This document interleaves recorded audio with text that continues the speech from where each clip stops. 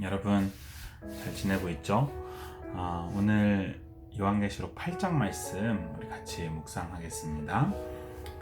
일곱째 인을 떼실 때에 하늘이 반 시간쯤 고요하더니 내가 보매 하나님 앞에 일곱 천사가 서 있어 일곱 나팔을 받았더라. 천사가 향로를 가지고 제단에 불을 담아다가 땅에 쏟음에 우레와 음성과 번개와 지진이 나더라.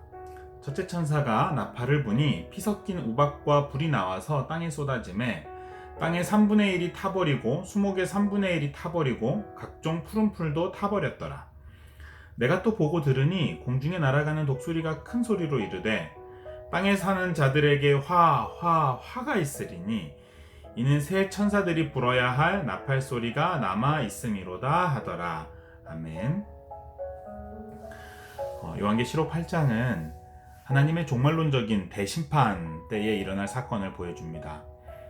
요한계시록 6장은 첫째 인부터 여섯째 인까지 종말시대에 일어날 사건들을 우리에게 보여주었죠.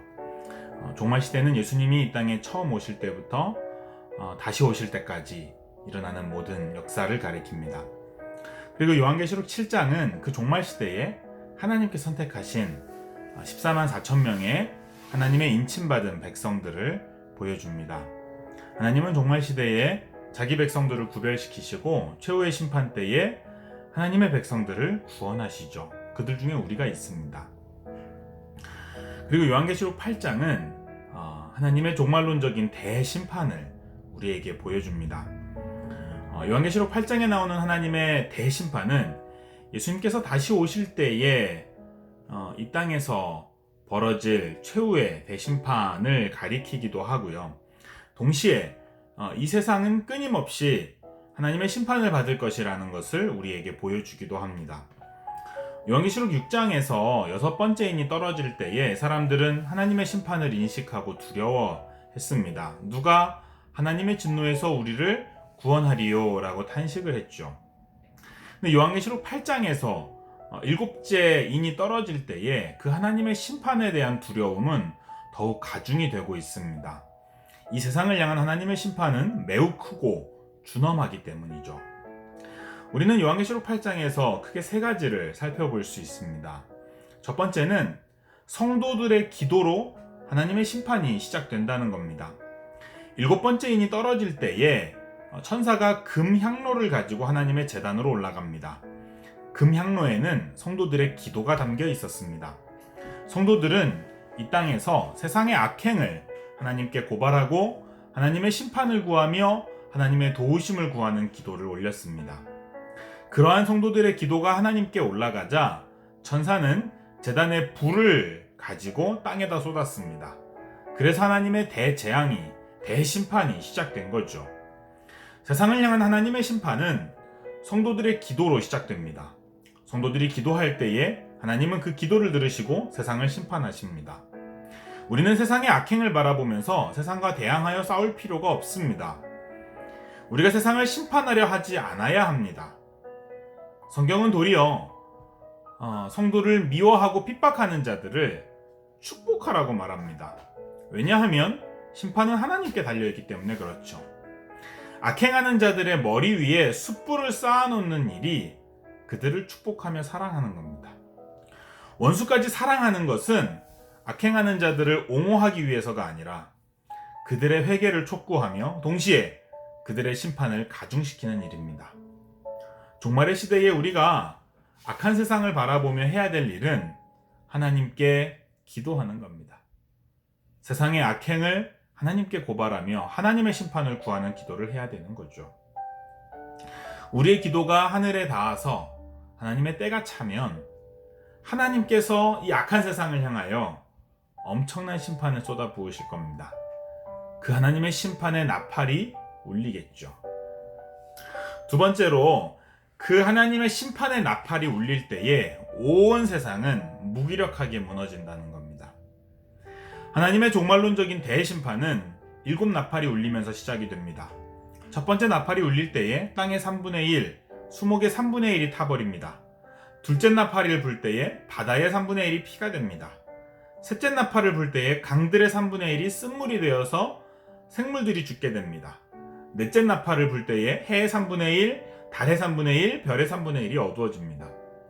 세상이 그토록 자랑하며 의지하던 것들이 하나님의 심판 앞에서 한순간에 무너지는 모습을 우리가 볼 수 있습니다.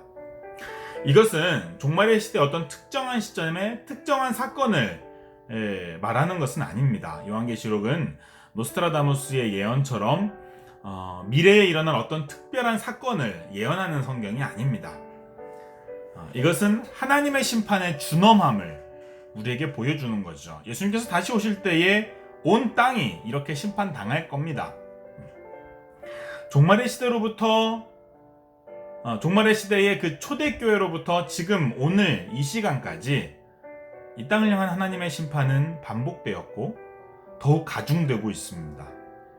예수님께서 다시 오실 때에 돌이킬 수 없는 최후의 심판이 일어나겠죠. 오늘 요한계시록 8장이 우리에게 보여주는 이 하나님의 심판은 그 심판의 준엄함과 그 심판 앞에서 이 세상이 얼마나 무기력한지를 우리에게 보여주는 겁니다. 하나님의 심판 앞에서 누가 능히 서리요? 라고 세상은 탄식하게 될 겁니다. 이것을 보여주는 것이 요한계시록 8장이죠. 마지막으로 우리가 꼭 기억해야 될 것은 이 세상은 화를 당할 곳이라는 겁니다. 화가 있을 겁니다. 재앙이 있을 겁니다. 세상은 화려한 능력을 자랑하지요. 부를 자랑합니다. 세상이 부러워하는, 사람들이 부러워하는 부귀영화로 세상은 우리의 눈을 현혹시킵니다. 그러나 하나님의 종말론적인 대심판 앞에서 그러한 화려함은 한순간의 잿더미로 사라집니다. 그것이 이 땅의 한계이죠. 성도들은 그 하나님의 종말론적인 대심판을 아는 자들입니다. 그렇기에 성도들은 한순간에 망해버릴 세상을 부러워하지 않습니다. 세상의 부귀영화를 추구하는 것이 얼마나 미련한 것인지를 알고 있습니다. 그래서 우리는 세상에서 부자가 되기 위하여, 세상에서 성공하기 위하여 부단히 애를 쓸 필요가 없습니다. 그것들은 한순간에 하나님의 심판 앞에 잿더미가 될 것이라는 것을 알기 때문이죠. 성도의 목표는 세상에서 성공하는 것이 아닙니다. 성도의 목표는 세상에서 돈 많이 벌어서 부자 되는 것도 아닙니다. 좋은 직장에 취직하고 세상에서 높은 자리에 올라서 이름을 내는 것도 우리의 목표가 아닙니다. 왜냐하면 그런 것들은 다 한순간에 망해버릴 심판의 대상이기 때문에 그렇습니다. 우리의 목표는 영원한 하나님 나라, 그 하나님 나라를 바라보며 하나님을 사랑하는 것이 우리의 꿈입니다. 그 하나님 나라를 바라보며 사람을 사랑하는 것이 우리의 목표입니다. 사랑하는 여러분, 하나님의 심판이 있음을 믿기를 바랍니다. 세상은 갈수록 더 악해집니다. 사람들은 하나님을 두려워하지 않습니다. 자신들의 능력을 자랑하며 서로를 미워하며 죽이며 살아갑니다.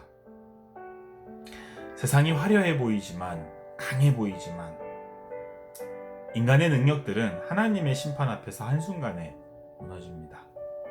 인간의 능력이 얼마나 무기력한 것인지를 이번 코로나 사태를 통해서 우리는 뼈저리게 경험하고 있지 않습니까? 세상을 부러워하지 말기를 바랍니다. 세상의 악행에 동참하지 않기를 바랍니다. 도리어 세상의 악행을 하나님께 고발하기를 바랍니다. 그리고 하나님의 심판을 구하는 기도를 하기를 바랍니다. 우리는 하나님의 특별한 선택을 받아 인침을 받은 하나님의 사람들입니다. 그러기에 세상을 부러워하지 않고 세상을 따라가지 않으며 하나님을 두려워하며 사람들을 사랑하며 살아갈 수 있는 참된 하나님의 사람들 될 수 있기를 바랍니다. 우리 같이 기도합시다.